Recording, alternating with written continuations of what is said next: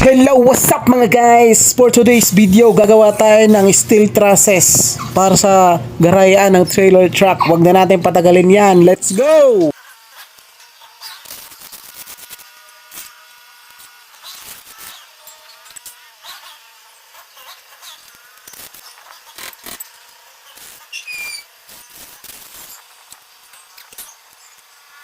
Ang una nating ginawa, nilagyan natin ng spike itong GI pipe na kakabitan ng steel trusses natin.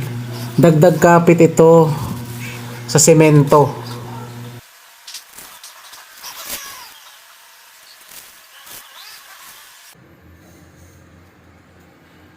At ang lalim ng baon niyan ay 1 meter para hindi agad siya basta mauga. Dito natin itatayo ang GI pipe na nilagyan natin ng spike.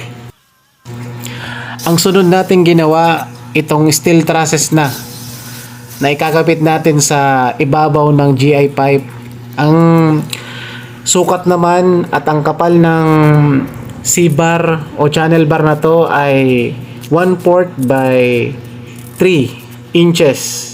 At ang ginamit nating bracing ay angle bar na 1/4 by 1 1/2 para mas matibay.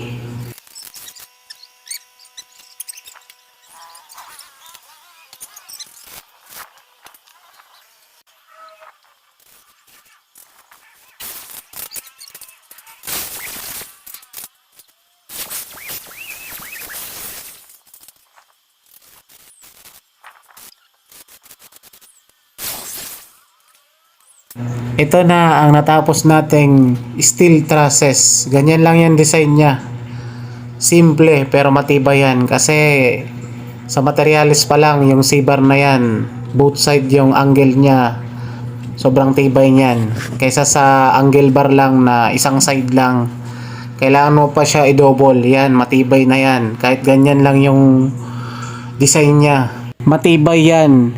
Hindi kagaya ng angle bar na kapag i-pull weld mo na madi-disalign kasi isang side lang yung angle niya. Yan yung mga nagawa natin. Ready na yan para ikabit. Hindi pa yan naka-pull weld. Mas maganda i-pull weld yan nasa taas na kung naikabit doon lahat, braces at saka yung C-bar lens. Hindi na yan gaano gagalaw.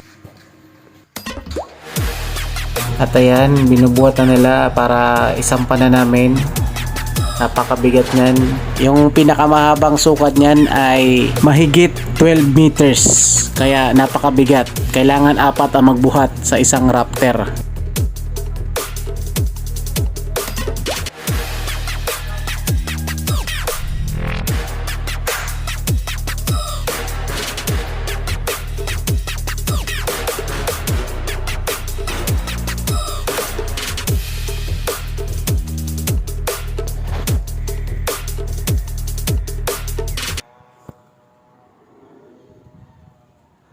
At ito na nga pala, naisampa na namin itong rafter.